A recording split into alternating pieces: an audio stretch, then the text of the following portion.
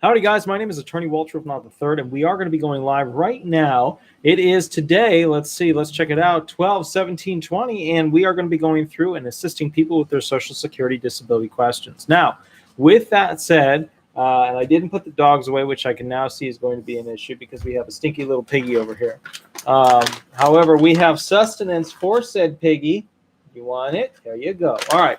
Let me go through the basics. You guys know how this works. We're going to start right over here. I've been working here for 7 going on 8 years. That's a law firm that I own that I've been working with for a very, very long time. Right over here, we have spaceconstitution.com. Spaceconstitution.com is basically a corporation that's going to create the future laws and rights and freedoms that people will have in order to go ahead and simply have better rights and freedoms in space that we can use for planets, that we can use for space stations. And hopefully some of those rights and freedoms that we create on this open source constitution can be used to push our countries on Earth to go ahead and give us more. All right, let's go ahead and give this cute little doggy one little more treat, and then we will go ahead and begin the whole show and keep it rolling. Now, I am appearing a little bit late today, guys. So what we're going to be doing is I'm going to put the phone number into the online session. Here we go. There it is. Perfect. Howdy, howdy, guys. Okay, good. All right, so I haven't had a ton of time to create a bunch of new videos, so basically it's just cycling through the scheduled videos that are out there for us to go ahead and work on. Some of the basic things that you need to know as I adjust this camera real quick is that in the near future, let's see, there we go. In the near future, perfect, right there, excellent. In the near future, I'm going to be covering more specific rules to the system, and I'm also going to be going through things that you guys usually like to see, which are like top 5s, top 10s, and things like that. Okay, now, if you guys have any questions, you can, of course, throw them into the chat session area, and then also, if you'd like to, you can go ahead and call in, and I can get rolling with you. Now, because I am late, it usually takes people about 5 to 10 minutes to go ahead and join so we can get started. That's very good. In the meantime, I'm going to be going through some of the different changes and regulations that are going on. All right, so at the Social Security Disability Office, they are right now trying to switch over, or in the near future, if they can, to having the hearings be video teleconference hearings as opposed to just telephonic hearings. But that means that they're going to have essentially all the attorneys and all the claimants with some sort of technology and getting the claimant in the same room as the attorney and then still have this whole 6-foot distance and blah, blah, blah. So I don't really see that happening. I think we're going to pretty much stick with telephonic hearings, but I think they're just kind of floating that idea out there. And let me explain why. The reason the Social Security Disability Group wants to switch over to a whole system based upon video teleconference hearings, not just telephone, but video teleconference hearings, is that over time, the Social Security Administration has been building up this National Hearing Center. And the National Hearing Center is basically a group of judges that are in one or two, well, it's actually a couple locations, but the main one is in one location. And what they do is they go ahead and basically have hearings through this video teleconference system. This is different than having all these different regional offices all over the place, like Orlando or Miami, et cetera, having all these different hearing offices. The SSA really likes this idea because it is a heck of a lot cheaper to go with this route than to have judges all over the place, right? So the whole idea is that you'll then go and drive potentially to a location that doesn't have to have a judge, or potentially you'll just do telephonic or you'll do video teleconference through your phone, all right? So that's basically how that works. Let's see if there's any questions in there before I go to the phone. You explained to me about quality control. You told me this week now it's in quality reviews. There are difference between them. Thank you. So Madame Torres, no, there's no difference between them. That's just how it works. It is what it is. That means that basically DDS is taking the documentation, the claim, all of the decisions from the medical providers have been made, the CSPAs and things like that. And at this point now, they've sent their information back to the DDS rep, and the DDS rep is now sending that information up for quality control, which is like a managerial group that looks at the decision of the DDS rep. 99% of the time, they will go with the decision of the DDS rep because it's backed by specialty-based physicians. However, a lot of times they'll use specialty-based physicians not in the specialty of your impairment, something that pops up quite a bit. We had one of those this week. All right. Are people filing SSA claims for COVID-19 related disabilities? All right, so that's a really good question, Styles. The basic thing is this. COVID claims are not traditional, obviously, because it's all new, are not in the listings. They're just not. And so what that kind of comes down to is this: since COVID is not in the listings, we have to compare it to other types of things that may be a result of it. It might be some sort of resulting musculoskeletal or respiratory or cardiovascular issue from the actual COVID. So yes, they are filing things as a result of COVID, and they're very rare. And so here's kind of the bottom line. Most people that fall into the danger zone for COVID are older, not just like beginning of retirement older, but like 70s, 80s, 90s older.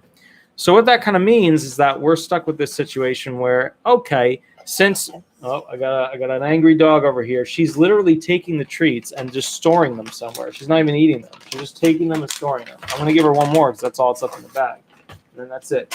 All right, so what's happening is this. A lot of these people are essentially too old for your traditional SSDI or SSI, because remember, the moment you reach 62 and you're already on SSI, you convert over to retirement. For SSDI, you go to your maximum retirement age and then transition over to retirement, which is why it's such a much better deal to go on to SSDI, because you can ride that puppy all the way to full retirement and then take your full retirement, as opposed to losing it or losing a large portion of it if you were to take retirement early. So what this means is that most people that have COVID-related impairments, they basically, they're much older. It's a retirement gig. They already have Medicare, so we're not seeing a lot of disability-related claims at this point. All right. So that's kind of how that works. So let's go to the next question. I was denied my ALJ hearing, waited to hear from my lawyer if we have a shot at appeal. This sucks. So, Eddie Mercado, okay, so walk me through. You can always send me an email with the, with the denial letter. I can review it right here on the website. And then basically from there, I can tell you some of the grounds that you potentially have going for appeals counsel. I can also tell you some of the issues that I see and some of the problems. So we'll kind of go from there. All right. Hi, sweetie. I know I already gave you all the treats. All right, guys. So let's do this. I'm going to go ahead and I might have to put Sweetie in the bedroom because she has a tendency to be a cranky little dog. But if not, yep, there she is. So what I'm going to do is I'm going to go ahead and put her in the bedroom for a short thing, a few snacks and things like that. And then I will be back in exactly 2 minutes. Now, when I get back, you guys get ready to go ahead and call the phone number, and I'll put it in right there. And then what we'll do is I'll go ahead and do the phone calls from there so that we are good to go. All right, let me go ahead and put this up here. Boom. So 2 minutes. I'll be right back. All right, good, good, good. Excellent.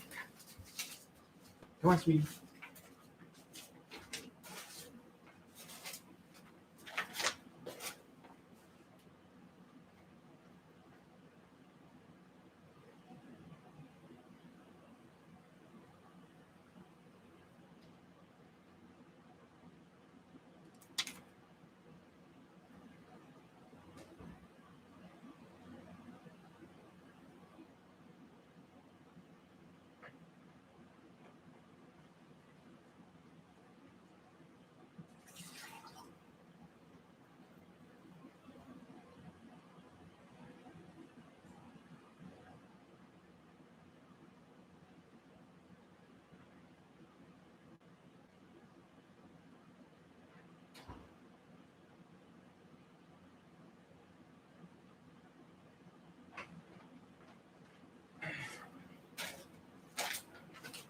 Okay, cool, guys. So let's go through this real quick. Excellent, excellent. I just realized the reason Sweetie kept coming back for treats is because Shadow is sitting on a pile of them. He keeps stealing them from her. So now she's in the room with her own treats, which is good. All right, so I'm super tired tonight. So if you guys have any questions, ask them up front. Call me up front, because if there's not a lot of people that want to go ahead and ask questions and things like that, then I'm going to go ahead and actually write some briefs and then kind of catch up on some things. So let's go ahead and, okay, let's see. Any questions? Perfect. All right. While you guys are working on questions, what I'm going to be doing is going through kind of some of the changes that are going on. Yes, COVID gets bad and then it doesn't get bad. No, it's not a huge, difficult problem for the Social Security disability system. And that is because most of the people are already on retirement with Medicare to begin with, or SSI with Medicaid at that age while they're older. Yes, there's a lot of abuse at the hospitals claiming that people are dying of COVID. Yes, it's because they get a large financial amount that comes with it. But, that's not my gig. That's all political crap. So it is what it is. All right. Now, with that said, things are changing in the percent passage rate due to the whole COVID situation. Judges are having more time at home. They're frankly processing things faster. We're seeing a lot of the easier claims just go through a couple of weeks, boom, they're out with a decision. We're seeing some of the tougher claims for them to review and things like that, taking 3 to 4, sometimes 5 or 6 months. So they're just letting them sit there. There is a reason for this, and that is because these judges are fully aware of how many claims they process per month. And the reason they're aware of this is because the SSA uses the overall office, so let's say the Orlando office, the Miami office, as a gauging point to see if the ALJs are deciding claims fast enough. And what they usually shoot for is just below, essentially, 2 claims per ALJ per, let's see, I guess it would be per month. Or no, sorry, no, I think it's per week. And so what that means is that, or no, not per week, per day, my apologies. So what that kind of comes down to is they're trying to get these judges to churn out as many as they can. The judges will make the easy claim decisions as quickly as they can, and then they'll pass them down the line for the statistical advantage of being able to say, our office did well. Now, remember, a lot of these, ALJs are under a chief administrative law judge, and that chief administrative law judge is under a regional chief administrative law judge, and that's where the pressure comes for them to go ahead and adjudicate them, get them through, get them done quickly, and go forward from there. Okay. Let's see. Okay, I see winter stuff. Okay, I see Styles. With the new president, will the ALJs be replaced? No, definitely not. So basically, the only major change in the entire Trump presidency with the whole ALJ SSA system, like the only change was that they included a 2-year. They include actually. That's funny. Now I think about it. So we're at 2020. So we go back 4 years. We're at 16. So no, there were some big changes. All right. Let me go through some of the big changes that happened during the Trump era, which were actually all mostly in 2017. So they were put in place by Obama, and then they came into fruition in the first year of Trump. Well, it was the first/second year, but it was kind of a layover gig. So the big thing that happened was that diagnostic impressions alone, like the bullet points that the doctors give as to what your impairments are not considered enough of evidence to go ahead and get you found disabled on something. It was in writing slightly before, but now they codified it, so now it is de facto what it is. And what happened was that a lot of states, in particular California and New York, would play this game where they would just get the diagnostic impression without, for example, the severity, of the actual impairment. So if you guys don't know the severity, kind of where it is on the scale, there's trace impairments, mild impairments, moderate impairments, severe impairments, and extreme impairments. So trace, mild, moderate, severe, extreme. What you've usually got to have is severe impairment right here. And then sometimes with some of the mental impairments, you have to show extreme tendencies, but anyways, we've got a call right now. We'll go into that a little bit more later. Hi, this is Attorney Walter Knott. We're live on YouTube. Would you like me to go ahead and run hearing questions with you, or would you like me to answer a specific question you have? No, I was trying to do hearing questions because I called in, and it's been 2 weeks. It's legally. Oh, okay. Yeah, we were supposed to do like the hearing questions after, the 2 weeks. Mm-hmm. You got it. Okay, so Madame, I'm going to go ahead and give you some tougher questions. Are you okay with that? Yeah, I'm fine. Okay, perfect. So let's go ahead and go through them. Madame, go ahead and state your fake name for the record. Okay, Lily. Okay. Let's see, last name. I don't really know the last name. Let's just go with the Great. Okay, Lily the Great. Excellent. So let me ask you this. So what's your date of birth and current age? My fake date of birth, right? Mm-hmm. Yep. Let's see. Let's do July 1st, 1988. I'm 32. You're 32 years old. Okay, excellent. Can you explain to me, what are your top 5 most severe impairments?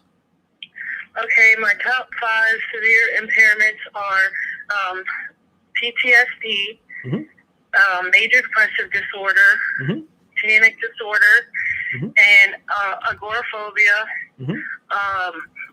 arthropathy. I think that's what you had said. It was it's arthritis.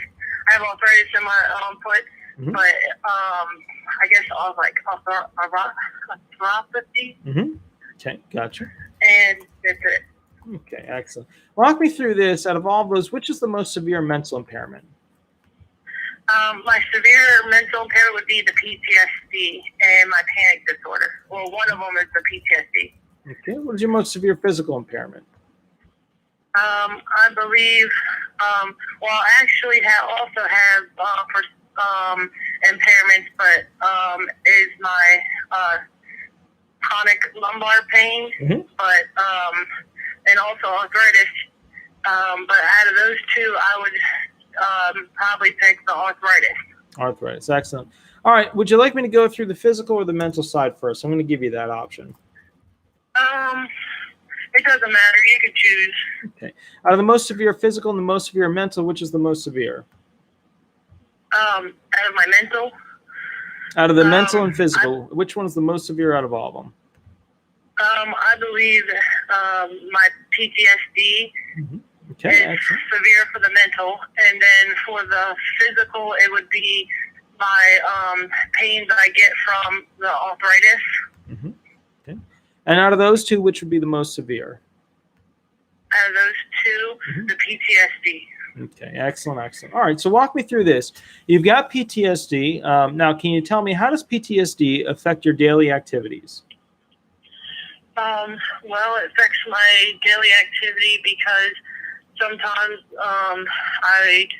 I will get flashbacks, and my sleep is very broken up. I have restless sleep, and I have days where I'm unable to, I can get out of bed, but I have no motivation to, be able to do things, to complete, certain, tasks, little things. And it's just plays, a big part of me not being able to, finish when I start. What else? Having the flashbacks, having the nightmares. The nightmares also have resulted in panic attacks and causing me to not be able to fully function and be able to leave my home.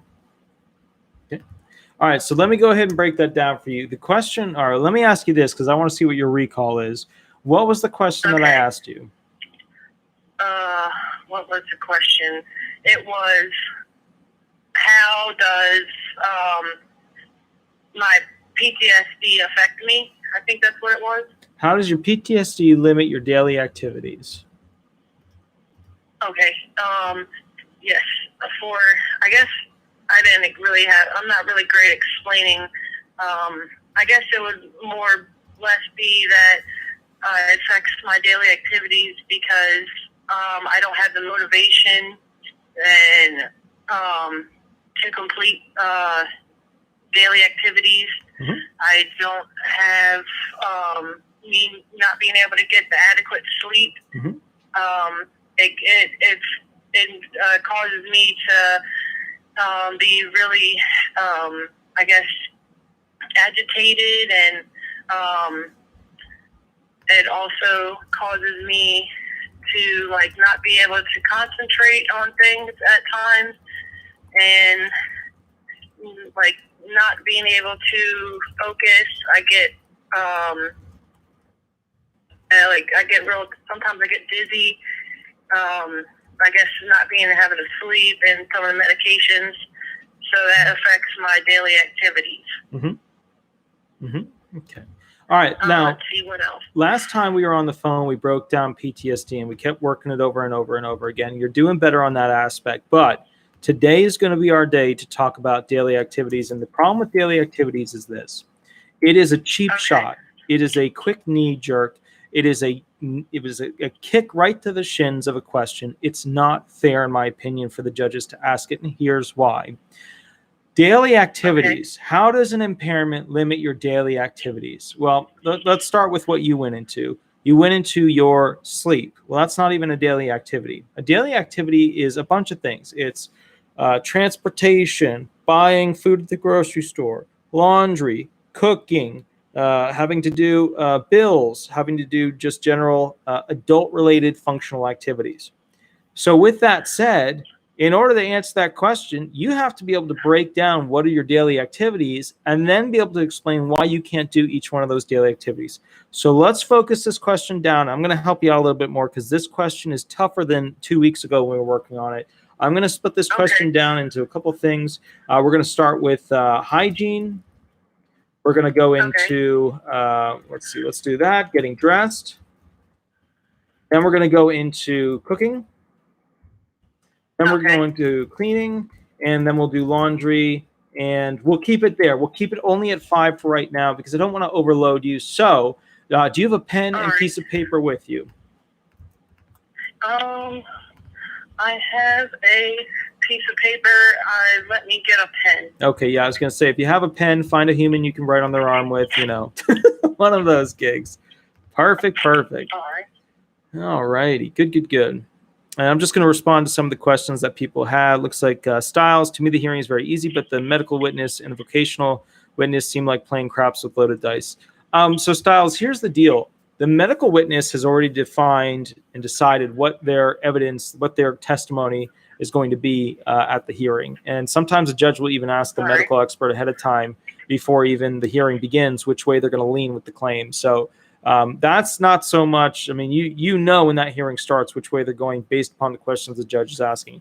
But the vocational expert, yeah, that can go any way, either way. It all depends on how the judge is feeling that day, what the judge feels are relevant impairments as to your ings, walking, standing, pushing, pulling, crouching, stooping, standing, whatevering, and then mental ones as well. So yes, that can be that. And remember, some judges will use vocational experts in different ways depending on what vocational expert it is. When you do hearings all the time like me, you know all the vocational experts, and you know what the judge is going to ask that vocational expert, and you know what types of things the judge likes to use with that vocational expert, and you know what types of jobs that vocational expert is usually going to proffer. So you kind of have to play the game based upon all of that knowledge. But that's not stuff you really have to worry about, because when you're sitting in there, the judge basically tells claimants to be quiet when the vocational expert is getting asked questions from the judge, the hypothetical questions. So that's, yada, yada. All right. So, all right. Let's go ahead and work on your question now. The hygiene. All right. So I want you to write down the following 5 things. Hygiene. Okay. Yep. All right. Getting dressed. Hygiene. Okay. Cooking. Okay. Cleaning. And laundry. All right, and laundry. All right, now at the top of that. I can go into that more. I didn't think I got kind of sidetracked and wasn't, but I did have that written down, and I don't know why I didn't explain that for, saying that I do have problems with, with my hygiene and cooking and cleaning. Mm-hmm. So, but for my hygiene, sometimes it will take me like a couple of days. Sometimes I wear the same clothes, and I just don't have the motivation, and I just get really depressed, and I won't, because I don't leave the house. It has a big effect on me, and I won't, change my clothes or even worry about showering or even keeping up with my hygiene, where it used to be, mm-hmm. I had no problems with it. I could, that was like a big part of me. I would, I really had no problems with, showering and, matching clothes and things like that. But now it doesn't have interest of me anymore. Sometimes I will go a couple of days, sometimes a week without being able to take a shower or change my clothes. And, or even like brush my hair.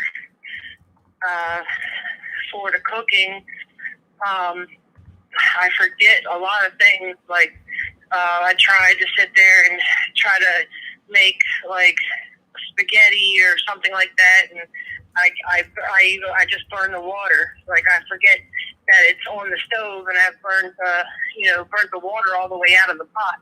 Mm-hmm. And I guess I lose focus and lose my concentration, and because of that, I stick to pretty much microwavable things, or if I make a sandwich, or like things that are easy, like, fruit bars, or maybe like things that are easy, like chips and things like that. Mm-hmm.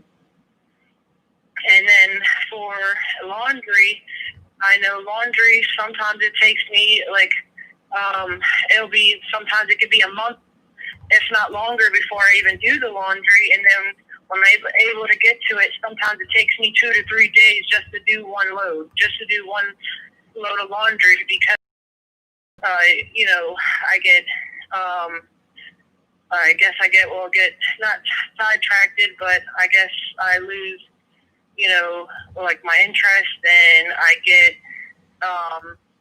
very depressed at times, and I just forget about it, or get too overworked and overwhelmed, and don't finish it, or it just takes me that long just to finish one load of laundry. It might take me 2 to 3 days just to do literally like a small load of laundry. Mm-hmm. And then as far as cleaning, I'm pretty much and just kind of isolated in my room, and I kind of keep up with what I can, but I really don't make too much of, don't try to dirty too much up, and I really don't do too much cleaning, because I guess I just don't have like the motivation, and just don't really, I guess, been like pretty depressed, and I guess I get overwhelmed, and I start it, or I don't finish it, or like pretty much get really tired and get really fatigued, and at times I just lay down and try to get, like, I can't usually sleep, but I have to like lay in my bed and rest, because I feel so like tired and exhausted, and I really didn't do much. But I guess because of me being like pretty much in the house, I guess I'm not really getting a lot of like exercise and things like that, where I guess I do have I'll get pains where my ankles and sometimes like swell up, or I just get inflammation in them, and I get pains in my backs, and I guess I get overwhelmed and just not do the things that I say I'm going to do. If it's like cleaning or things like that, I won't finish it. Okay. All right. How summarized do you feel that answer was? It wasn't that summarized, and I know I said I was going to work on that, but I guess it's a big part of my anxiety too, that I have a hard time explaining things. Okay.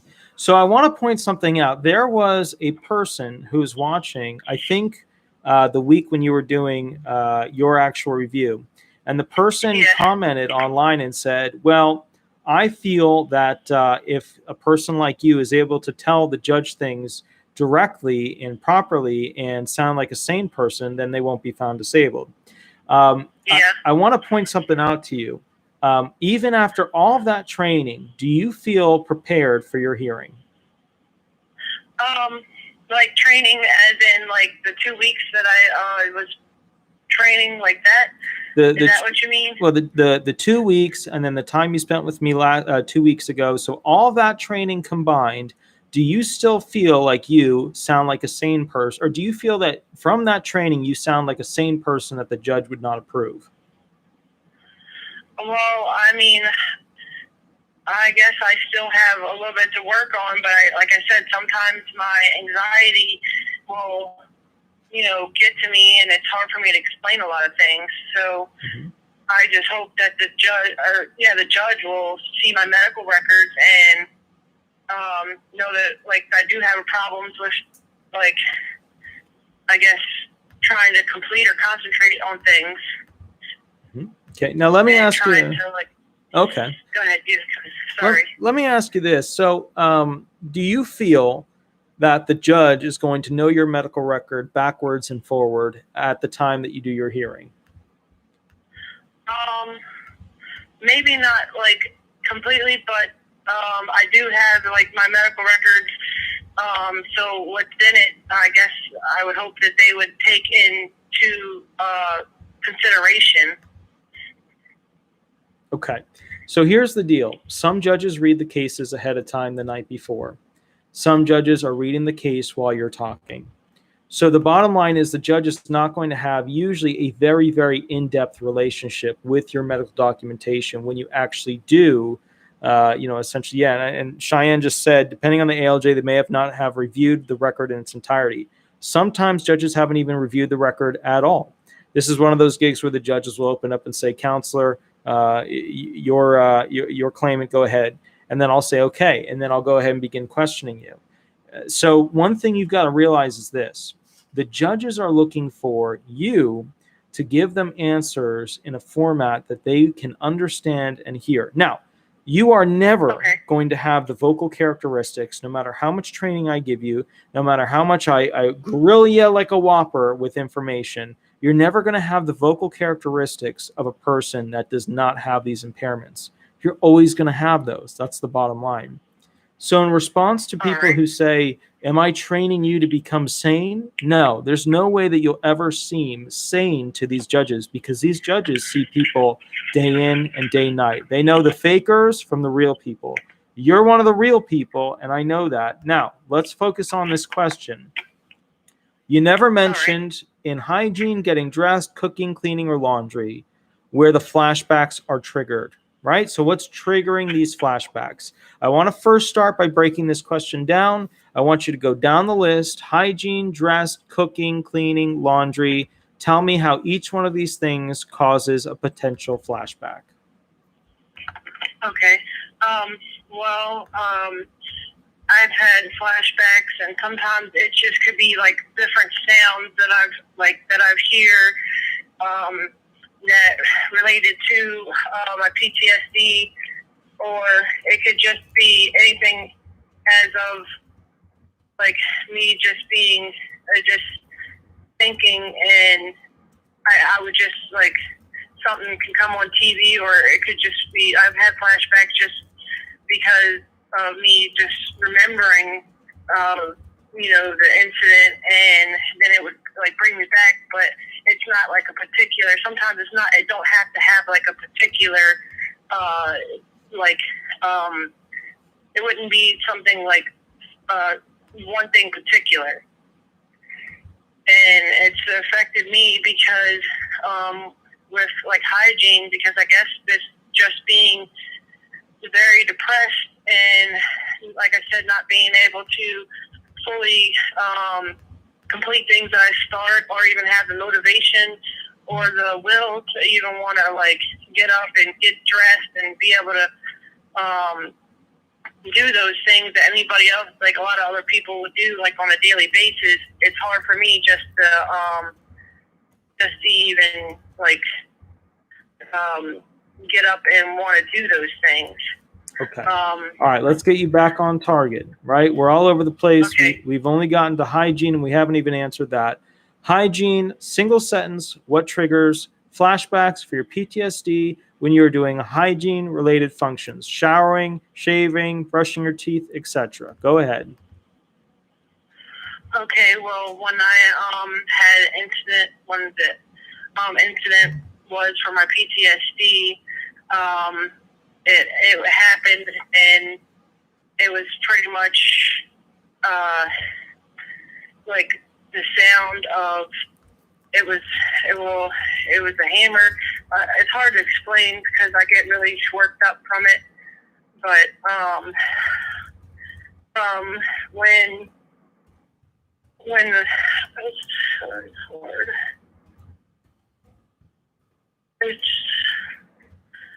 Take your time.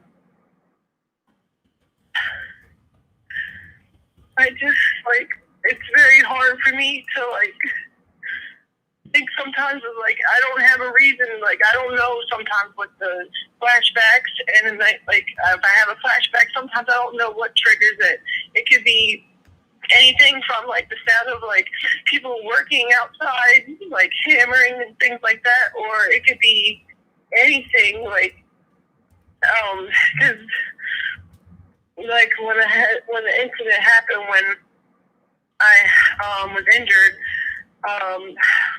prior to that, the person that I was abused by was taking a hammer and was like broke down the door, and it got me so anxious that I threw up. And just like sometimes the sound of people, if somebody was outside and just maybe they're just like hammering a nail in, sometimes that can bring me back. That can like cause me to have a flashback, or I just sometimes I don't even know what can cause it. I could just have a flashback. Okay. All right.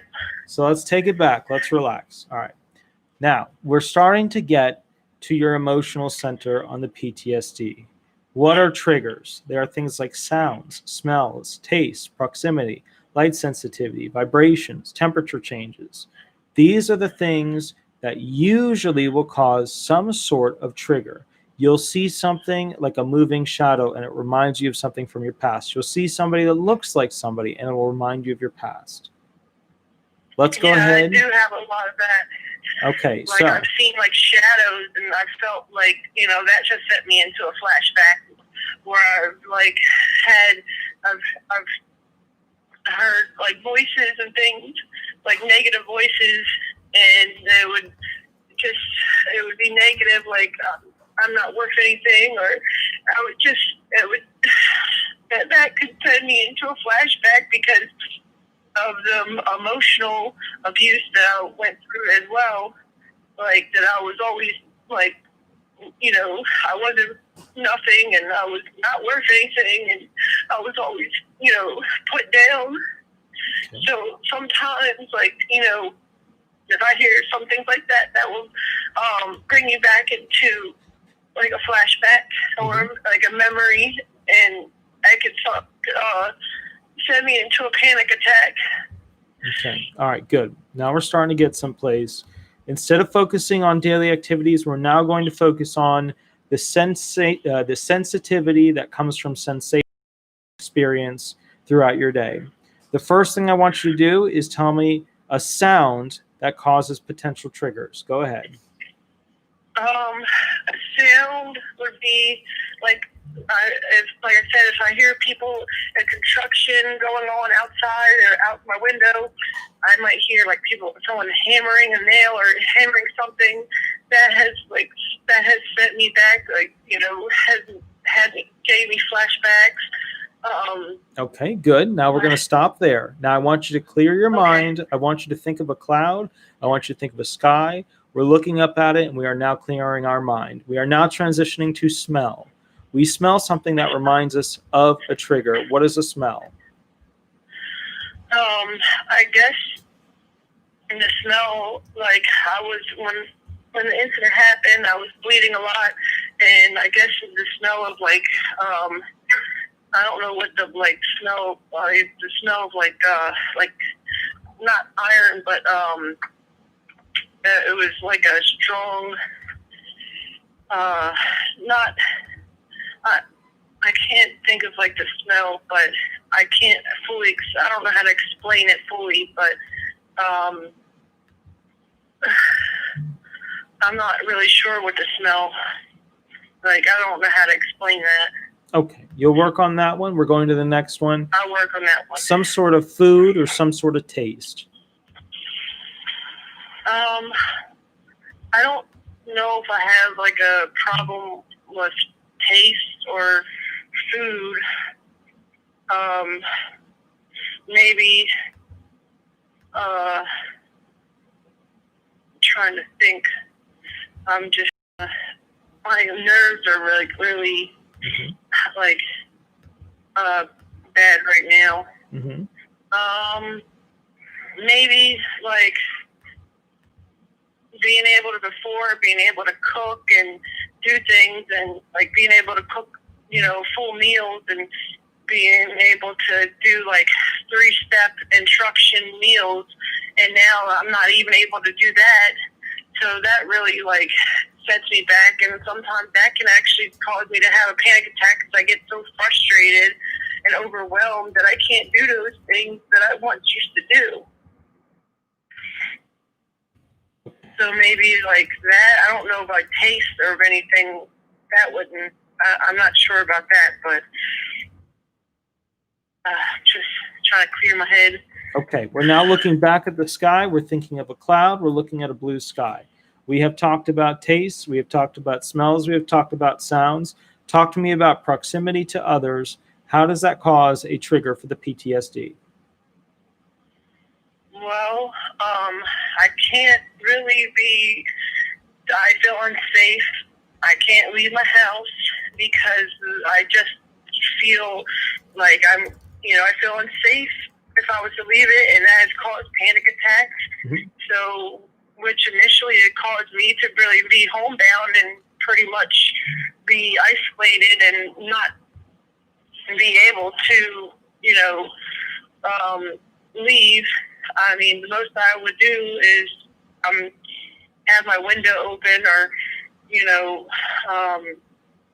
not like fully open, or I'll just look out, and I don't really.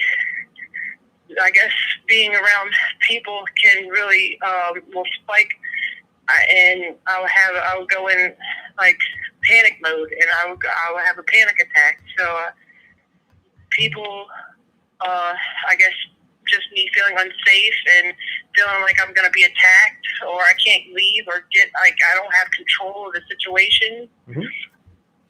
Okay, that's good. We're not going to skip off proximity. We are now going to be looking at the sky. We're going to clear our mind. We are looking at a cloud.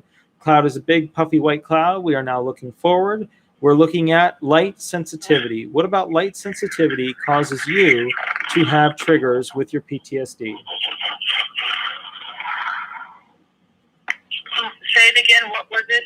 When it comes to light sensitivity, what happens with light sensitivity that causes you to have triggers with your PTSD? Light sensitivity. Mm-hmm. So you go outside, there's light, you see a shadow, it's dark, it's just barely light, things like that.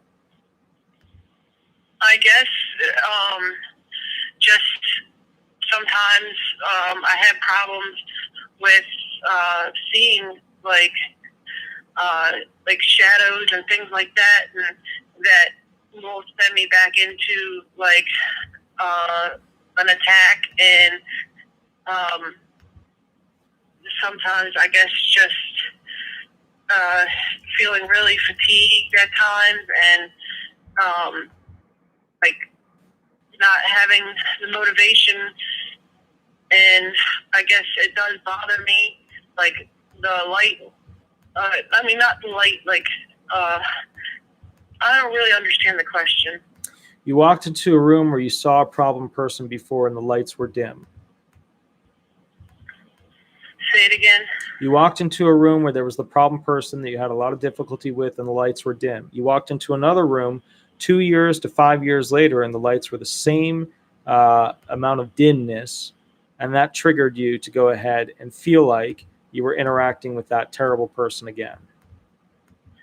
Yeah, I've had those, and I didn't know what the cause of it was. I've had attacks and like I said, flashbacks, and sometimes I wouldn't know what the cause was, but it could have been the cause of remembering like the surroundings and the lights, and if it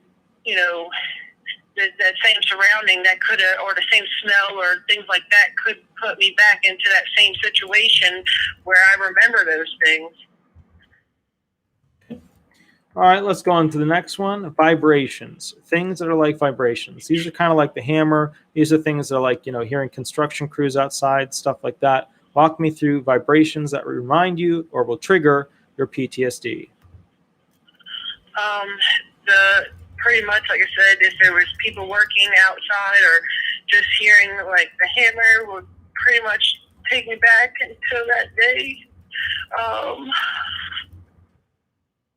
and let's see. Also, pretty much the door, the way that sounded when he was beating on the door with the hammer. Okay. Uh, Very good. We're now also skipping to the temperatures. Yep, you're good. All right. of- We're going to look at the sky Okay. now. We're imagining the sky. We are imagining the cloud. We're looking at the cloud. It's a white puffy cloud. Things are good. Now, the temperature starts to get colder or hotter. Tell me about how does that trigger the PTSD? It triggers the PTSD. Let's see. I guess maybe because when I guess I don't really know how to answer this one. Hold on. Maybe because when the incident, it was more than one incident, but when one particular incident, it was cold outside. It was cold. I remember that, and maybe just like the temperatures of being cold. Just different temperatures. Maybe just little triggers like that will cause me to have memories of the incident. Okay. Okay, good. I'm not really sure anything like how else to answer it. All right. Now we're going to do the final one, and I need you to stay calm with this one. I want you to tell me friends, family, coworkers, prior relationships, or bosses of the general public. Of those groups, Okay. which causes you to most likely have a PTSD trigger? Oh, what was it again? It was friends, Friends, family, bosses, coworkers, general public, or prior significant others. I would say general public and prior significant others. Excellent. All right, we have now completed our setup for those types of sensations that cause us to be triggered and therefore have flashbacks for our PTSD. Let's now go back to the original question, which was, how does PTSD limit your daily activity abilities? We're going to start with hygiene. Tell me about hygiene, things you do while brushing your teeth, shaving your legs, in the shower, getting ready. Tell me what of that causes triggers. Well, before the incidents, before the PTSD, I was able to, I had no problems being able to get in the shower and, brush my hair, brush my teeth, and do those things.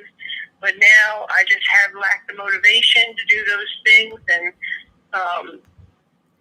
just being, I guess, let's see. Take your time. Also, let's go back to hygiene. That was explaining sort of how they're causing you to have, but I want specifics. When you go to take a shower, you have a flashback because of what sensation? Because I just, if I feel that, before I was able to do those things, then I guess it would just take me back to when I was able to do those things, and I get agitated, and I just feel loss of interest, and I don't want to do those things anymore. So I just don't. Like, right. I felt like I could, and that was before, the PTSD, and then I get agitated, and I lose interest, and I lose, concentration, and just feel that I don't need it. Like, not that I don't need it, that I won't do it, because that was a time in my life when I was happy and able to do those things, and now I feel like I don't do those things, and those little triggers will have it where, it will remind me of when before, and it will just give me a bad memory. All right, let's break it down. Let's go back. Hygiene. There are sensations that cause you to feel triggered with your PTSD. Those things include, I want you to write these words next to hygiene. Are you ready? Okay, I'm ready. Okay. I got my pen. Okay. You're going to put shower, and then next to shower, you're going to put vulnerable without clothing. Vulnerable without clothing. All right, okay. Vulnerable without clothing. What does that mean? It means that when you don't have your clothing on, you feel vulnerable. You've lost your shield. You feel like you're in a state that you could be attacked or somebody could try and be judgmental of you.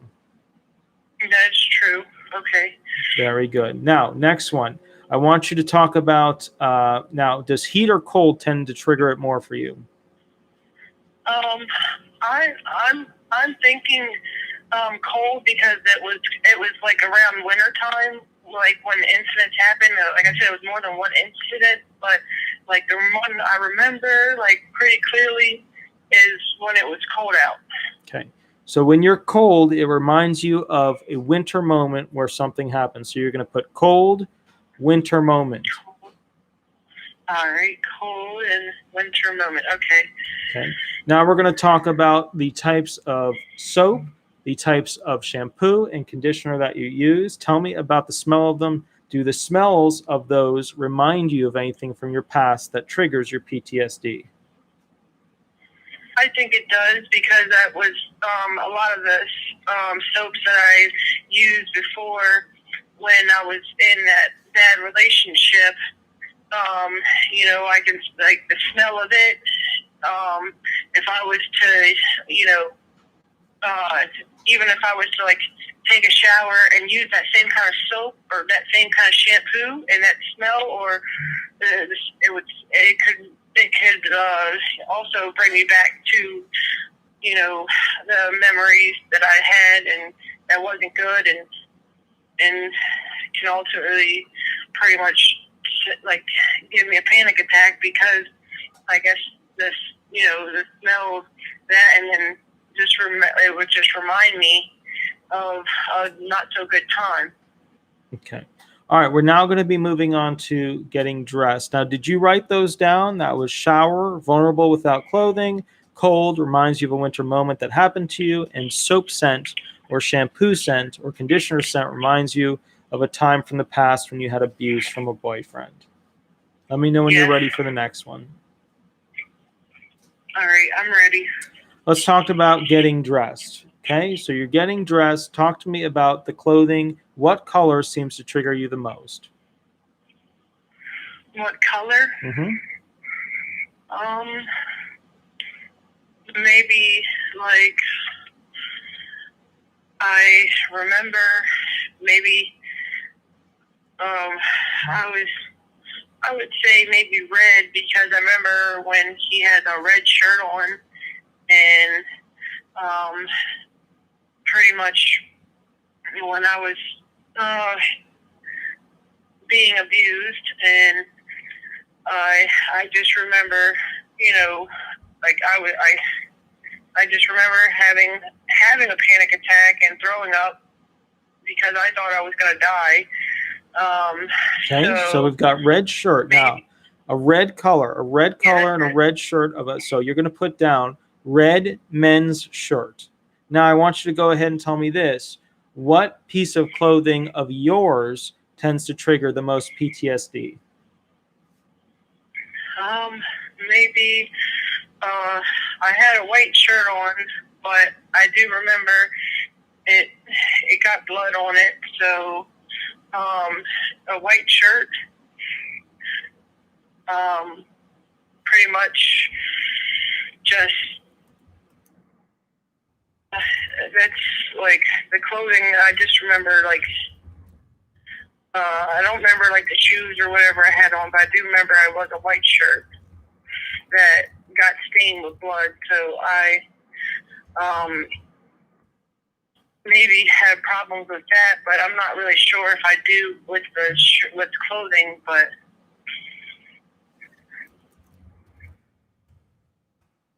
okay, Now, what I'm getting at is this. Was it a dress that you were wearing? Was it a white polo? Was it a white dress down? What was it that caused you this pain? Say it again. So walk me through this. Now, what I'm really looking for is something other than that moment. Now, you can use that, the white shirt that got a blood stain on it, and I understand that. But help me out with this. I'm looking for some other piece of clothing that is relevant other than that time he was wearing a red shirt. Now we're talking about a different time that causes your PTSD to be triggered. What other piece of clothing tends to do that to you? Trying to think.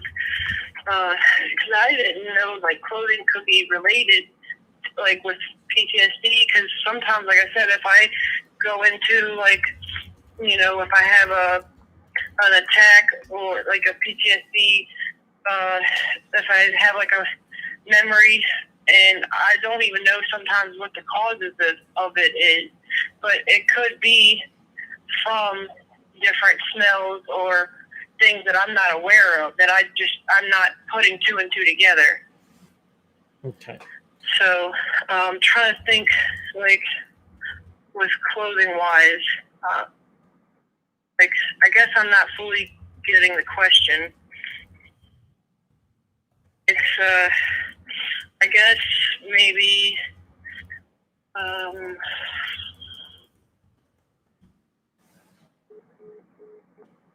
Oh, I lost her. Okay, guys. So what I'm going to do is I'm going to go ahead and call her back. Let's see what we got here real quick. Let's get this going. Let's see. I'm going to get this person back on the phone. Boop. There it is. There it is. Perfect. 1 second, guys. Then we'll continue.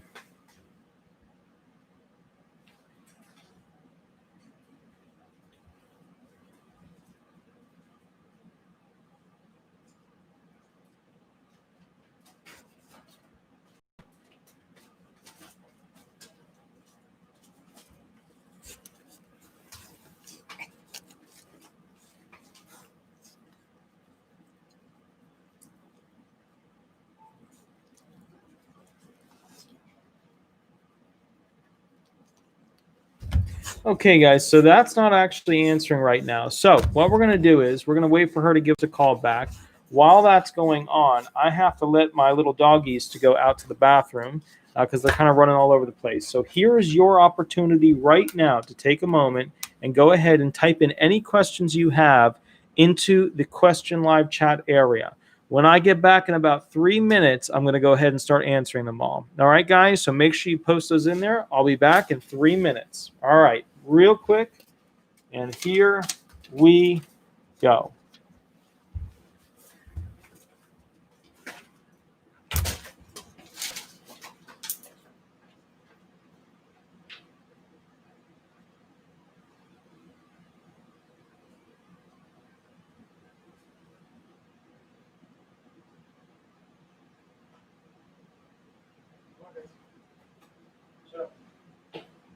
Sweetie,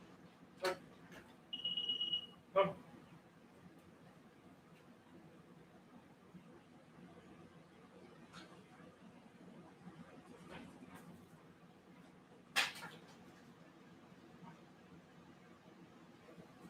So,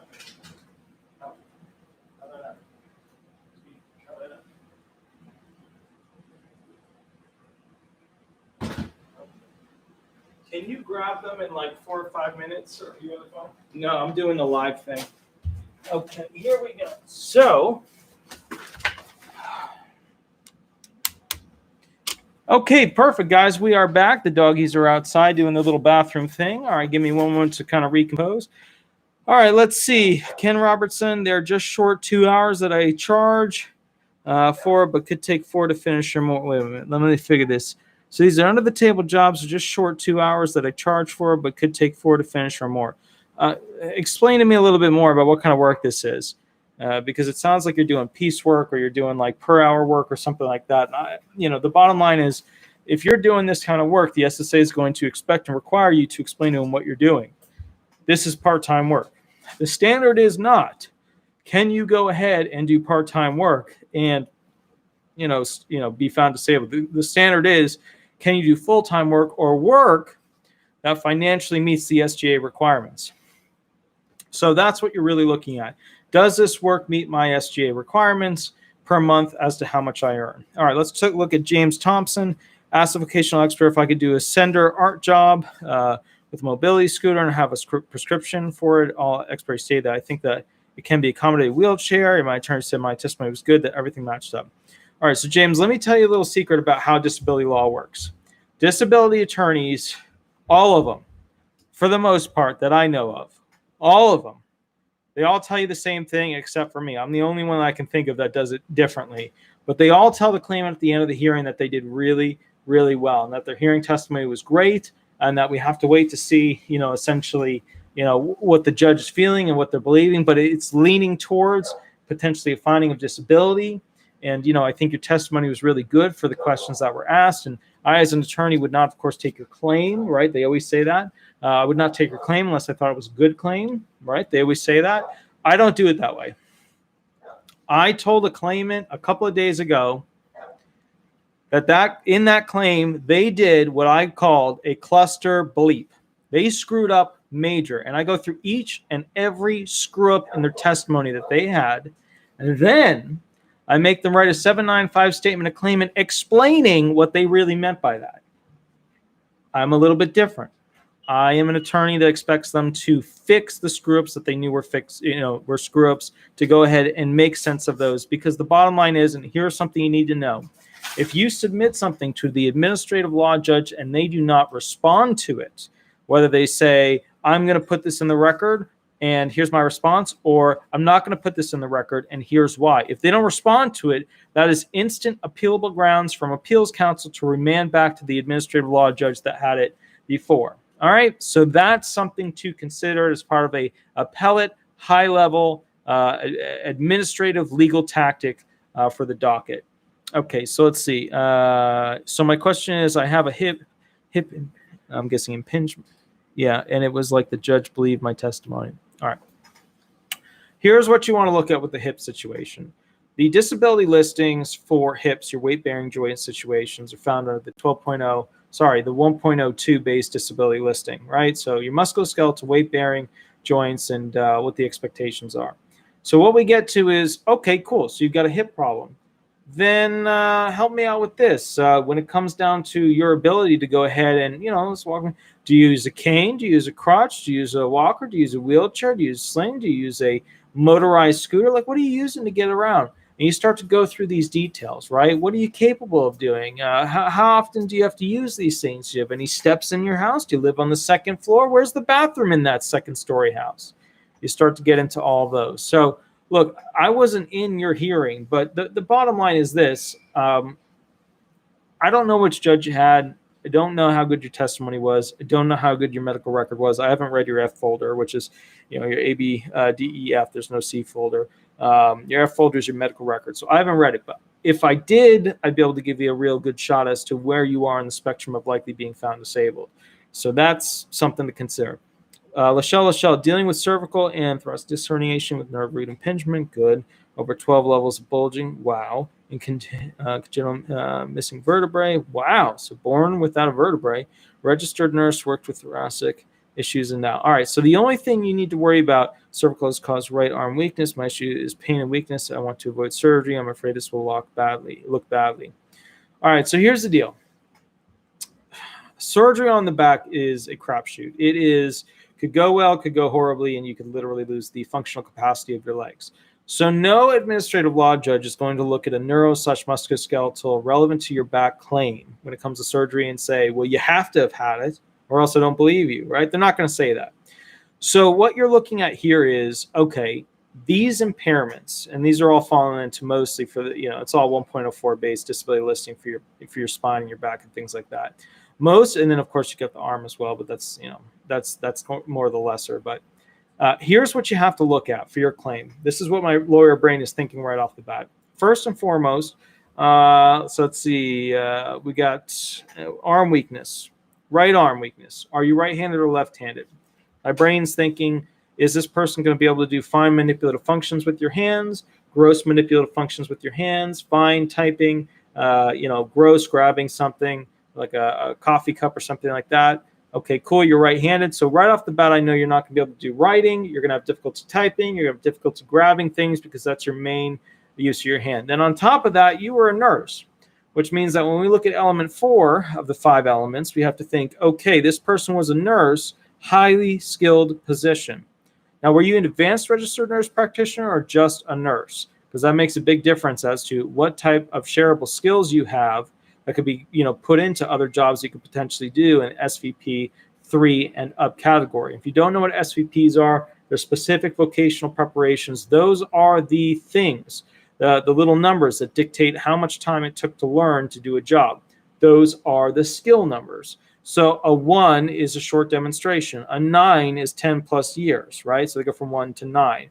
So, if you want to go to the DOT, the Dictionary of Occupational Titles, you'll be able to look up specifically what type of nurse you were, and then essentially what SVP skill level was required for that. Associate's degree, ICU. Okay, so cool. All right, so that's not super, super high. All right, so the bottom line is this, but the ICU is interesting.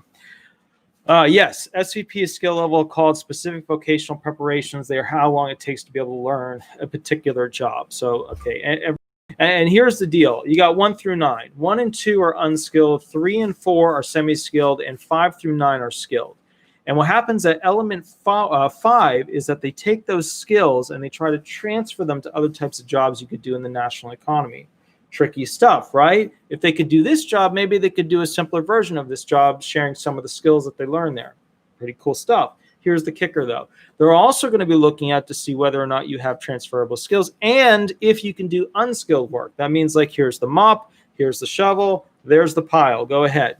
That's kind of what they're talking about there. I'm only 36 years old, which is going to complicate the hell out of the claim. All right, so at 36 years old, you have no grid options.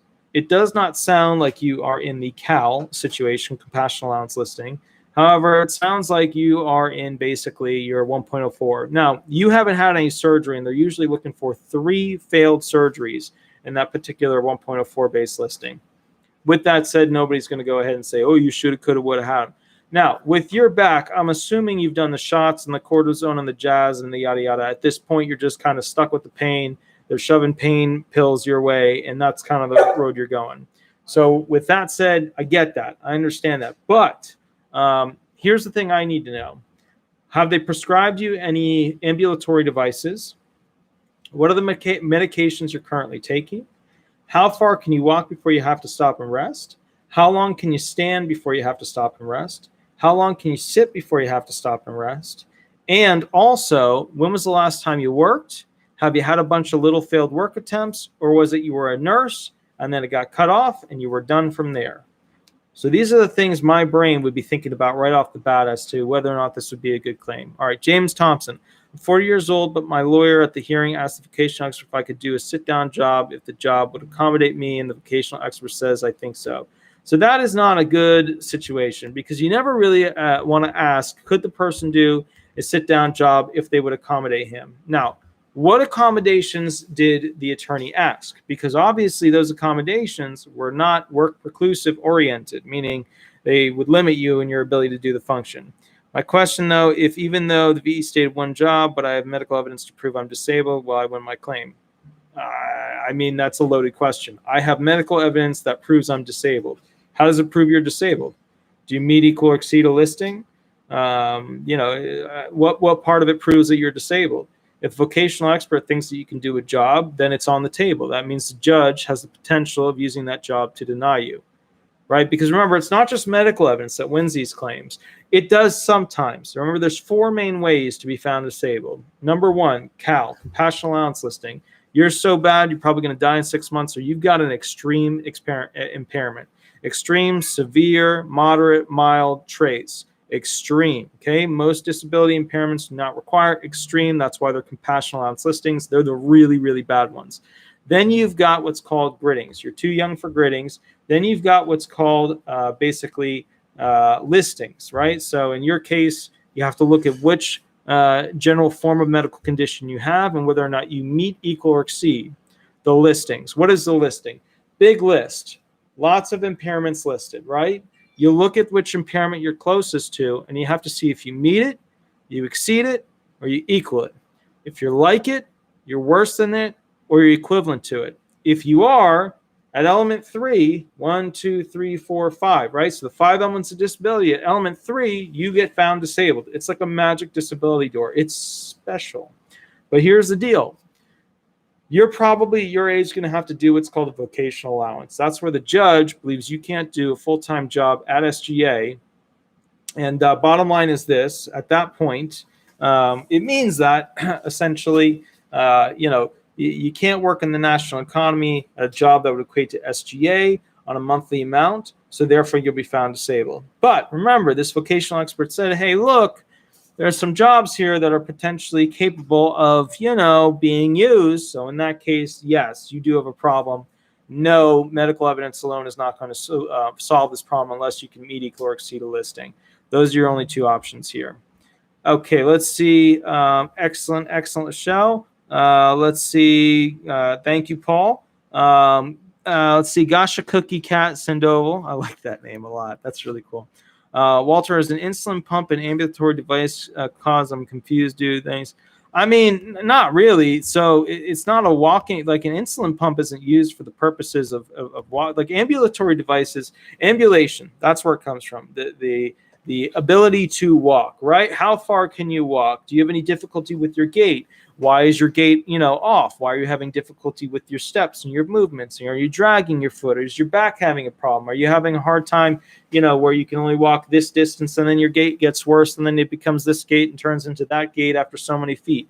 That's kind of what, the ambulatory devices are all about. Those are things that are like, your walker, your crutch, your cane, your for example, your wheelchair, your scooter, things like that. So in that case, no, you would not traditionally think of an insulin pump as an ambulatory device. Give me straight jewels right now. That's awesome. Thank you. I don't know what giving you straight jewels is, but I like it. If that's 5 stars on like Google, Avo, and Better Business Bureau, I'm all thumbs up. That's good. Okay, cool. So I want to talk about the claimant we were working with before. That is an individual who, if I were a judge, I would find disabled. I'm just going to put it out there. I know I'm not supposed to go into that, but that is an individual that I would take as a claimant, and I would very likely have a high potential of winning that claim because I know what's going on in her brain. That is a person who truly de facto is suffering from PTSD. Now, with that said, most attorneys will never touch these things that we talked about having to do with your daily activities such as hygiene, getting dressed, cooking, cleaning, and laundry for the flashbacks that occur relevant to it. We didn't get to the nightmare part of it, but we kind of got stuck trying to get her to improve upon the sounds, the smells, the time, the taste, the proximity to others, light sensitivity, vibrations, temperature, things that would trigger her impairments, right? These are all the things as part of PTSD that will trigger her to have a flashback, and then her brain goes blank, she starts crying and freaking out, and she can't work. Right? Because at her age, we're looking at a potential vocational allowance. And I think maybe she was over 50. I'm not sure, though. All right. So what this means is this. Basically, at the end of the day, oh, that's awesome. So it's all good. Trust me, that's good. I, unfortunately, am super uncool. I work all the time. So I don't know what jewels are, but I dig it. I definitely dig it. When I think of jewels, I think of like fancy guitars with Abalone inlay and like mother of pearl and stuff like that. But my brain is, I'm getting older now. So this is great. But here's the deal. Here's what you need to know about claimants with PTSD. They are some of the toughest claimants to take into a hearing room and get them to go ahead and explain what is going on in their brain. And here's why. Their brain has spent as many years as it needed from the moment they were beaten, abused, sexually abused, trauma, a gun to their face, whatever it was. They've taken that much time to build the Great Wall in front of all those things that happened so that their brain can lock it in a box and not have to deal with it. Now, we need to not only get that box out, we need to open the lid, take all the little things out of it, and we need to start turning them and looking at them and saying, okay, what is this? How does this work? Why is your brain doing this? They are one of the toughest ones to take into a hearing and get good testimony from. I've never seen so many claims with PTSD claimants go bad, except for one other category, and that one other category is low IQ claimants. And you could put it any way. A medical term is claimants that have mental deficiencies. Medical term that people are politically ashamed of is retarded, but that's a medical term.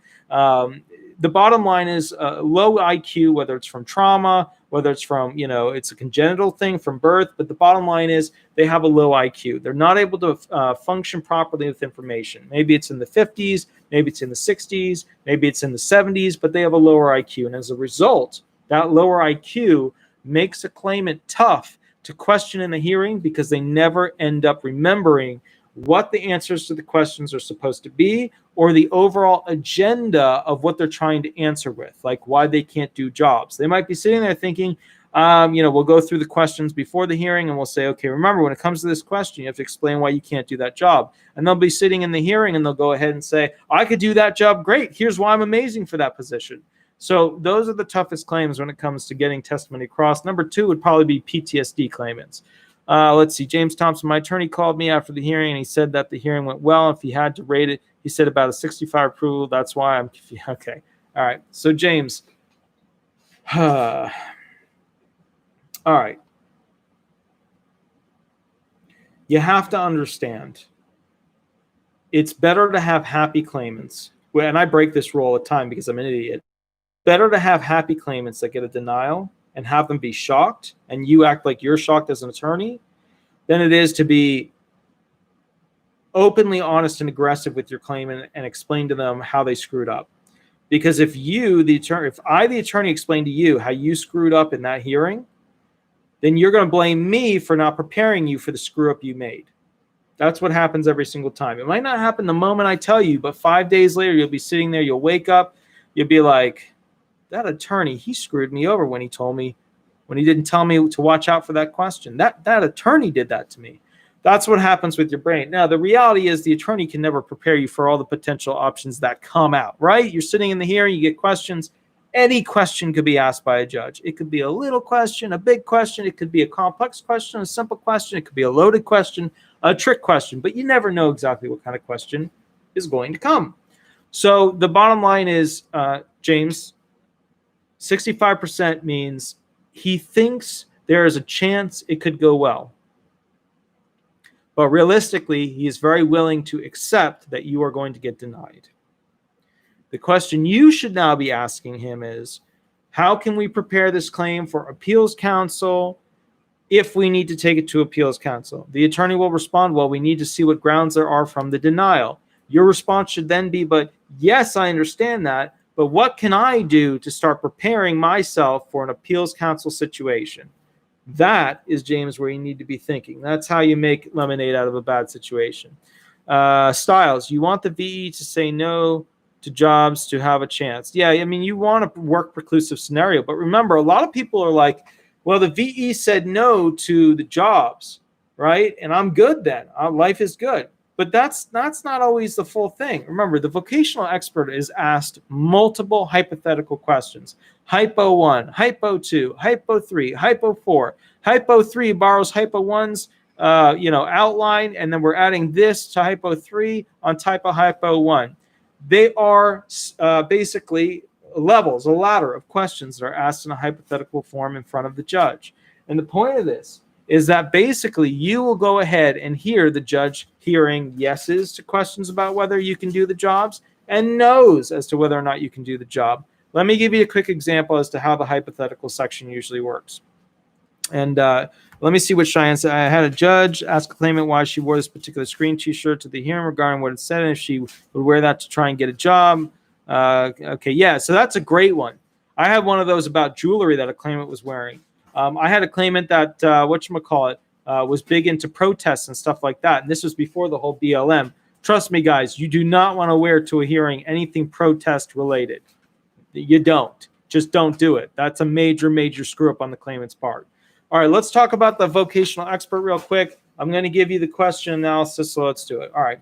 First question that the judge will ask is a very open-ended question where the judge is trying to show that you do not have any issues at all, but that tattoos, God, oh my goodness. Yeah, cover them up. Cover them up. When did you get that tattoo? I got the tattoo about 3 weeks ago.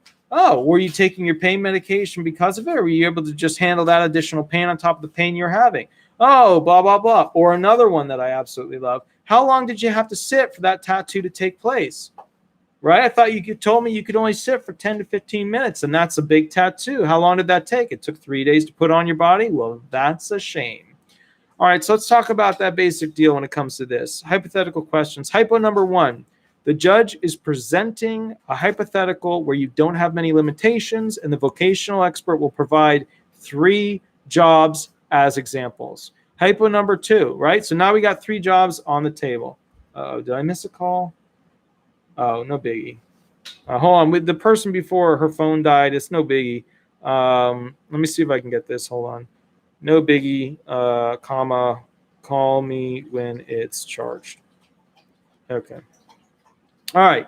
Now we go to hypothetical 2. So hypothetical 1, not that many problems with you. You can do most stuff. We get 3 jobs. Hypo 2, now we're adding more issues. We get rid of 1 job. We are now down to 2 jobs. Hypo 3, we had a bunch of issues. There's no jobs that you could potentially do in the national economy. Hypo 4, we go back to hypo 1. And we add some things. Now there's only 1 job that you could potentially do. It's not as simple as just hearing the judge say they couldn't do the jobs, because the judge is asking multiple hypotheticals as to different scenarios of your limitations that which you could potentially do some things and not. So let's take example A, right? We have example A person, example B person, example C person. Example A person, when going to a job, doesn't have that many problems. Example B person has a whole lot of problems. They can't use their arms above their head. They can't walk up steps. They can't go ahead and work around machines. And they're going to be off task, 30% of the time of the day. And then we go to hypo 3 person. They're off task 10% of the time of the day, and they can't do lifting more than 10 pounds. Blah, blah, blah, blah, blah. Right? We start to see different hypos with different people. They're different versions of you and essentially what you could do in the national economy with a job. And that different version of you, that different hypothetical question, essentially goes into what jobs you could or potentially could not do. And the vocational expert says, yes, they could do this job. No, they couldn't do that job. All right. Let's go over here real quick. Tina Lockhart, why do they have 2 medical experts at your hearing? They don't usually have 2 medical experts at your hearing. They rarely have 1 medical expert at your hearing. A hearing usually consists of, whatchamacallit, you, the claimant, the attorney, the judge, the clerk, or somebody typing up what's being said, and then a vocational expert. Sometimes they will include a medical expert if the claim is tricky or hard, like it's a medical condition that's a little bit of a whopper. Very rarely will they have 2 medical experts. That means you've got 2 really difficult medical conditions that need to be basically figured out to go forward with the claim. But most impairments the judges have figured out already, all right? And sometimes the judges won't use a medical expert or a vocational expert. They've done it long enough, they know what to do. Wolfgang, I meant to say my case is going to the administrative law judge. Okay, cool. So let's go. My case is... okay, I'm trying to see if there's... Okay, there's no question attached to it. Going on to the next one. I'm a veteran deemed unemployable because of my PTSD and bipolar disorder. I had my phone hearing on the 22nd of September. I did not have an attorney, but I did have functional capacity assessments both for mental and physical. I'm service-connected for my entire spine, and I have sleep apnea. All right, so Mary, the first question I have is, what's your percent passage rate for your VPAT through the VA? That's the first question I have. Chris, I'm a female. Will have a female LJ, new female attorney, and female vocational expert. Was abused throughout childhood and more physical impairments. Don't know if you are more compassionate, if they are more compassionate or less. I have had some female judges that have never learned the word compassion. I've had some female vocational experts that specifically have stuck it to females. Let me tell you the weird thing about women. The reason we have not had a female president to date, I mean, we might in the future, but the reason we haven't had one is because women compete, and through their competing, they tend to screw each other over. So if they don't like you for whatever reason, there's less of that with the male attorneys. All right, let's see. Does the ALJ consider medications when taken, the side effects, because I have major dizziness and balance issues and my medications weren't brought up? It was my mobility scooter from the ALJ. Okay, now, James, I'm assuming you brought up your medications, that your attorney asked about them, the side effects, what they're for, and whether or not they've been working, whether they were switched out over the past 6 months, stuff like that. I'm assuming you brought that stuff up. If that wasn't brought up in the hearing, that's not a good sign. Your attorney should have brought that up. Wolfgang, my case is in Lake City, Florida. Do you think that my hearing will be a remote hearing? Last time I had to go to Jacksonville. Yeah. So bottom line is, yeah, Lake City, what's going to happen is you're just going to do a telephonic hearing because of the whole COVID thing. You're not going to have to go anywhere. You're just going to have them call you over the phone. And then basically you have your attorney on the phone with you. And there will be the judge, the clerk, and the vocational expert. Tina, okay, thank you. Guess I'm in trouble because I have two medical experts. No, Tina, that doesn't mean you're in trouble. That just means you have a very complex medical situation. With those types of claims, that's usually a good sign. If you have two medical experts, that means that they're trying to figure out which impairment is most severe, whether either one in itself has a finding of making you disabled, under their rules and regulations, and in combination, whether or not they make you disabled for a vocational allowance. Okay, Chris, thoughts, Wolfgang. I'm a client already with disability. Oh, okay, cool. All right, good. So yeah, basically this is going to be a situation where you're telephonic. Okay. All right. So Chris, I agree. Shadiva, I think that's what happened with me with my VE. She was so hard. Yeah, sometimes that's what happens. It is what it is. Inner Self Music, which I really like that name, by the way. Will childhood medical records help with an adult claim? They will only help with an adult claim when it relates to mental conditions for the most part. 99% of the time. Sure, you might have to show a longitudinal thing with brainwave scans and stuff like that as a child for a physical impairment, but for mental anxiety, depression, PTSD, bipolar, mood swings, whatever, panic attacks, those are where they go all the way back to see how far back your mental condition goes. They'll go all the way back, which means you need to go to your school, see if the school nurses have any medical documentation on you that you can use for your hearing. Okay, let's see. Wolfgang, okay. Wolfgang over the phone. Wolfgang, nobody. Yeah, it's going to be telephonic. They're not doing the over the phone thing. They're trying to set it up to go ahead and be a teleconference, but I don't know how they're going to want to do that, because if we have to do this whole 6 feet apart thing, then how are we supposed to have a camera capture you and me when we're 6 feet apart? It doesn't really work. All right, Ken Vet 72. I'm 59. Took early retirement in September because I could no longer do the work as a union boilermaker, welder, heavy construction after 30 years. All right, so Ken, here's the deal. You fall into a very, very, very, very unique, small area of law and Social Security disability benefits, which is outside of the medical guidelines. All right, when you have worked for that long in a career that was heavy labor, you can actually be found disabled. So go get an attorney and explain, I've worked this long in this kind of heavy labor for this amount of time, and they'll be able to use that in a statute to get you found disabled. That long, heavy labor, and there's also one for that length of labor in general, where you're just doing one job over and over and you're that age. So you'll either grid out, you'll get through in that special vocational guideline. All right, that's a unique thing. You can either text me or email me later, and I can send you the actual statute or whatever. Okay, let's see. Yeah, they are using remote sites for video hearings, but the reality is almost all these hearings are telephonic, especially with the attorneys at this point. Okay, not ODARs. Well, now it's OHO. It's not even ODAR anymore. I liked ODAR better. It sounded better. Now it's all Office of Hearing Operations, which you got to go to your hearing office. ODAR was better. I have to go to my hearing office. ODAR. That sounds way better, but. All right, guys. So I try to get it to around 2 hours, but remember, I am super tired. I've had somebody tell me that my eyes are a little bit glazed over. That's because I don't get a lot of sleep. I'm going to go ahead and just give you a heads up. If you have any questions, and they're big questions, and you want huge answers, that's fine. Something that I always look for to help me out are 5-star reviews. 5-star reviews on things like Avo, things like the Better Business Bureau, things like Google. You just Google disability resolution. You can leave 5 stars there. But bottom line is they help feed me energy to go ahead and do more tough reviews of claims where I don't represent the person. Okay. Do I need to drive to Orlando to the office anytime?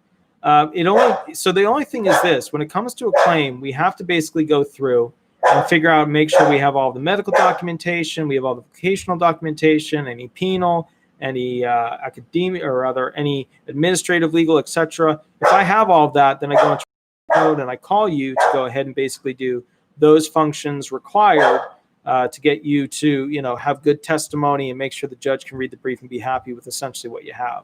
So, and remember, I'm not sure, Wolfgang, who you are. So, if you want to send me a text after this, I'll pull up the claim and I'll look at it. How many years do you have to have worked in the same job to grid out? Well, no, grid outs don't really work that way. The way grid outs work is so here's the thing. When you are 50 or 55 plus, or even 60, they have grid outs for that as well.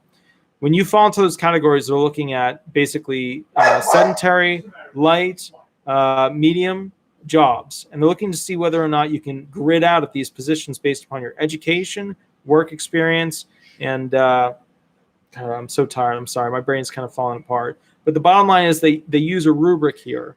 It's not about how long you've essentially been in that job. It's about what skills you've learned in that job, right? Do you have transferable skills from that job? Do you have an education that's below high school? Is it above high school? Things like that. There are three things that are outside of the medical vocational guidelines. They're the three, unique things in Social Security disability law. Two of them matter about how long that you've essentially been working at a particular type of job. If it's heavy labor, it's less. If it's just one type of job, it's more. All right. Now I'm starting to fall asleep, guys. I don't know if you can tell, but here's the thing. Ken Vet. Oh, God, I can't even read. My eyes are so tired. I have degenerative disc bulging disc stenosis, carpal tunnel. And the docs want me to get spine injections, carpal surgery, and having these is a plus or minus for a case. Any surgery you do is a plus so long as the surgery doesn't fix the problem. That's the reality of it.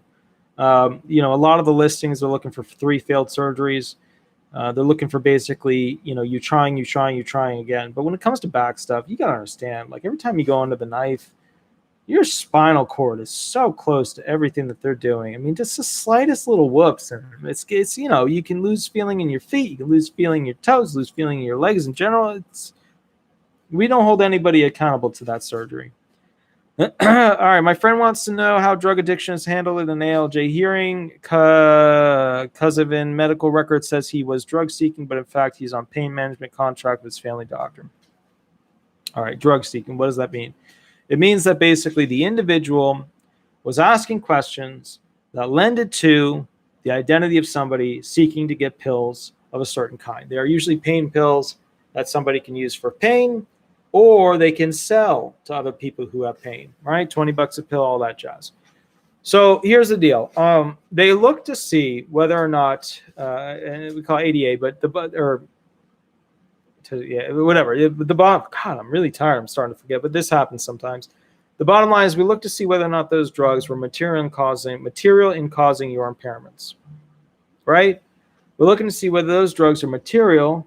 Just seeing whether you get a chance, check your. Okay, blah, blah, blah. Okay, cool. All right, so yeah, I'm seeing.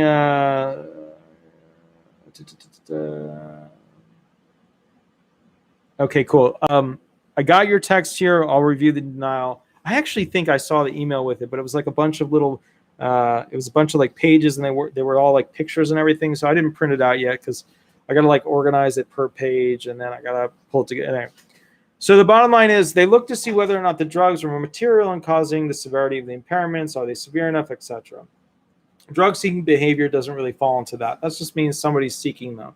But when we're looking at cocaine abuse, when we're looking at meth abuse, when we're looking at things like that, then we start to get into that sort of thing. So for the point of, that so long as that person was using the meds as prescribed, the doctor didn't say that they were abusing them, and that basically medication wasn't magically disappearing because they were selling the pain meds to Jenny down the street for $20 a pop, then you should be okay. Okay. Oh, man, lots of questions. All right.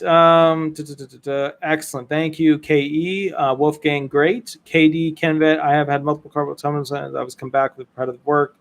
Okay, so, oh, man, tons of questions. All right, so here's the deal, guys.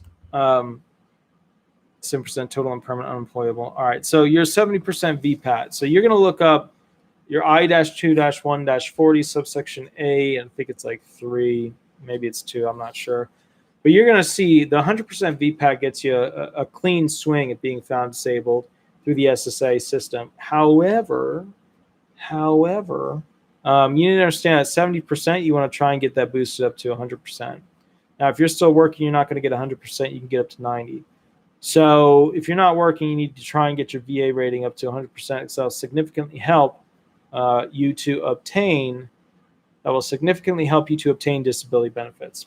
Okay, and what that means is that you'll be able to stack your benefits. You get a VA check and you get a disability check. That would be good. Great. All right. So, KE received SSDI. Am I allowed to have as much money in my checking account as I want? PS received Medicaid as well. Yeah, you can have as much money in it as you want. You just can't be earning it. Like, because if you're earning over a certain amount, like you could win the lottery and have that money just sitting there, and that's fine. But you can't be earning a monthly amount that's over SGA, because that's different. Retaining funds for SSDI, that's okay, so long as you had them, that's fine. Earning money, you run amok of the SGA requirement per month. Chris, IKE, they only look at your bank account if on SSI because it comes from state, not federal. No, that's not accurate. So here's the deal. SSI is a poverty-based claim analysis, right? So supplemental security income, they look to see how much money you have in your bank. They look to see basically, essentially, what are your earnings? Are you getting more money in there, etc.? They got to do the same thing with SSDI because they have to see if you're getting a monthly check from a place, right? So sometimes you'll report stuff to the IRS. The IRS will say, hey, you earn this much, and it'll link up with what you're getting in your account. Life is good. Sometimes you won't report when you're working, you're earning under the table. Therefore, they have to check your bank account because if they see income coming into that bank account from you working, but you didn't tell the IRS about it, boom, they look at your bank account. They can see that you have earnings. Now, for SSDI, you have earnings, and they pull into question the SGA question, which is, are you earning SGA, substantial gainful activity, on a monthly basis? And if you are, guess what? They can kick you off the program or at least make you ineligible for that month. Okay, Sarah P., I finally got a lawyer to take my case. A new hearing set for March. Excellent. Thanks for your help. Excellent. Very, very good. All right, guys. I am going to go exactly with what she said. Thank you for showing up tonight. I hope all is well. I've got to write a couple of briefs. It is now 9:56. I hope you have an absolutely wonderful night. I will catch you a little bit later. And remember, if you can, please leave 5 stars at the following places: Avo, Better Business Bureau, Google. And all you have to do, thanks so much, Chris, is you have to just go ahead and type my name in. Just search Walter Knott, or go ahead and basically type in disability resolution. And then there will be like a little 5-star option. If you could fill that out, I eat 5 stars. They power me, and they are amazing. Thanks so much, guys. Have an absolutely wonderful night and a wonderful, wonderful holiday season. I'll catch you a little bit later. Thanks. Bye-bye.